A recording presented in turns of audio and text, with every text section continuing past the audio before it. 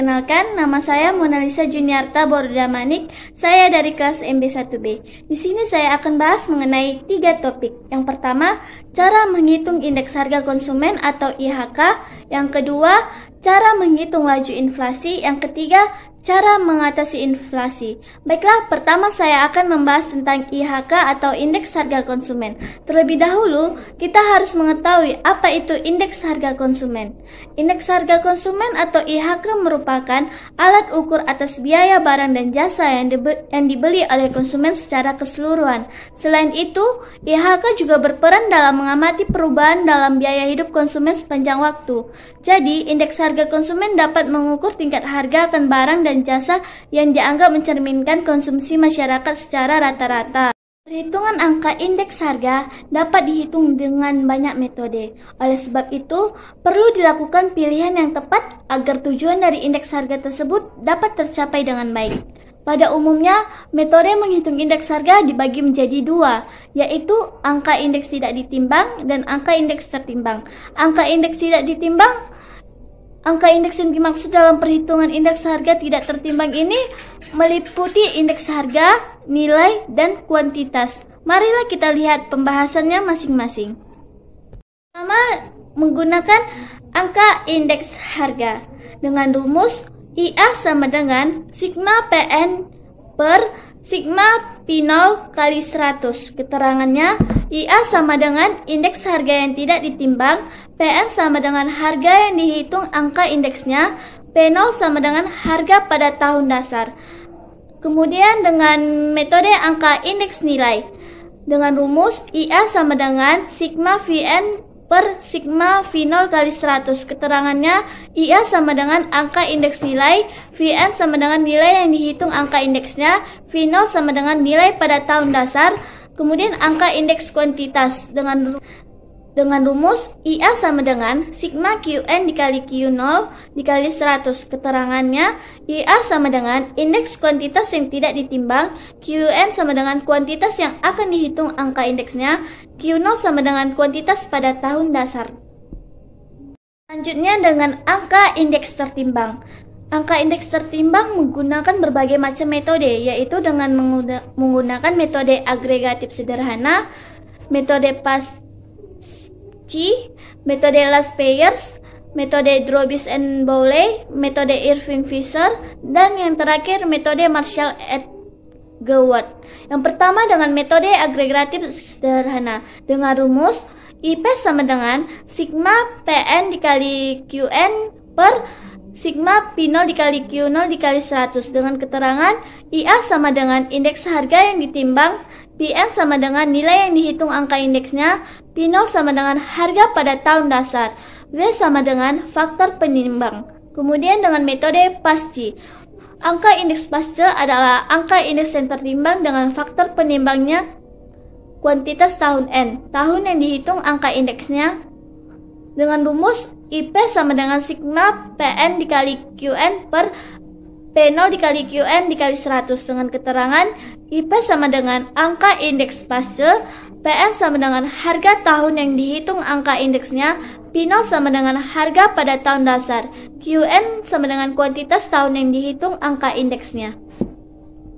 Selanjutnya dengan metode Last Payers. Angka indeks Last Payers adalah angka indeks yang ditimbang dengan menggunakan faktor penimbang kuantitas tahun dasar dengan rumus IL sama dengan sigma PN dikali QN per P0 dikali Q0 dikali 100. Keterangannya, IL sama dengan angka indeks Last Payers, PN sama dengan harga tahun yang dihitung angka indeksnya, P0 sama dengan harga pada tahun dasar, Q0 sama dengan kuantitas pada tahun dasar. Kemudian dengan metode Drobis and Bowley. Angka indeks tertimbang dengan menggunakan metode Drobis and Bowley dapat digunakan rumus yaitu ID sama dengan IL tambah IP per 2 dengan keterangan D sama dengan angka indeks Drobis, IL sama dengan angka indeks Last Payers, IP sama dengan angka indeks Paasche. Selanjutnya dengan menggunakan metode Irving-Fisher. Penghitungan angka indeks dengan menggunakan metode Irving-Fisher merupakan angka indeksnya yang sangat ideal. Irving Fisher menghitung indeks kompromi dengan cara mencari rata-rata ukur dari indeks pasca dan indeks last payers dengan rumus IF sama dengan akar dari IL dikali IP. Kemudian yang terakhir, metode Marshall et Gewort. Menurut metode Marshall et Gewort ini, angka indeks tertimbang dihitung dengan cara menggabungkan kuantitas tahun N dan kuantitas tahun dasar. Kemudian mengalikannya dengan harga pada tahun N atau harga pada tahun dasar dengan rumus IM sama dengan sigma Q0 tambah Qn dikali Pn per Q0 tambah Qn dikali P0 dikali 100. Kedua, saya akan menjelaskan cara mengetahui inflasi. Terlebih dahulu, kita harus mengetahui pengertian inflasi. Inflasi merupakan gejala ekonomi yang menjadi perhatian banyak pihak. Inflasi tidak hanya menjadi perhatian masyarakat umum, tetapi juga menjadi perhatian dunia usaha, bank sentral, dan pemerintah. Sebab inflasi dapat berpengaruh terhadap masyarakat dan perekonomian suatu negara. Menurut Bank Indonesia, secara sederhana, inflasi diartikan sebagai kenaikan harga secara umum dan terus-menerus dalam jangka waktu tertentu. Kenaikan harga dari satu atau dua barang saja tidak dapat disebut inflasi, kecuali bila kenaikan itu meluas atau mengakibatkan kenaikan harga pada barang lainnya. Kebalikan dari inflasi disebut deflasi. Inflasi di suatu negara dihitung berdasarkan angka harga komoditas tertentu dari tahun ke tahun bergantung pada indikator perubahan harga. Indikator yang sering digunakan untuk mengukur laju inflasi adalah IHK atau indeks harga konsumen. Tidak hanya menggunakan IHK saja, tingkat inflasi bisa dihitung berdasarkan deflator. Yang pertama saya akan menjelaskan dengan metode IHK dengan rumus IN sama dengan IHKN dikurang IHKN-1 per IHKN-1 kali 100%. Dengan keterangan IN sama dengan inflasi, IHKN sama dengan indeks harga konsumen tahun dasar, biasanya nilainya 100. Kemudian IHKN-1 sama dengan indeks harga konsumen tahun sebelumnya. Selanjutnya dengan menggunakan metode deflator dengan rumus IN sama dengan DVN kurang DVN-1 per DVN-1 dikali 100%. Dengan keterangan DVN sama dengan GNP atau PDB deflator berikutnya, DVN-1 sama dengan GNP atau PDB deflator tahun sebelumnya. Ketiga, saya akan menjelaskan tentang cara mengatasi inflasi dengan kebijakan fiskal dan moneter.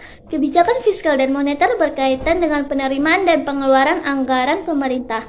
Kebijakan fiskal yang dilakukan pemerintah untuk mencegah inflasi adalah dengan mengurangi pengeluaran pemerintah, meningkatkan tarif pajak, serta melakukan pinjaman. Kemudian dengan kebijakan non-moneter dan non-fiskal. Dengan cara mengatasi inflasi oleh pemerintah juga dapat dengan meningkatkan hasil produksi, mempermudah masuknya barang impor, menstabilkan pendapatan masyarakat atau tingkat upah, kemudian menetapkan harga maksimum, serta melakukan pengawasan dan distribusi barang.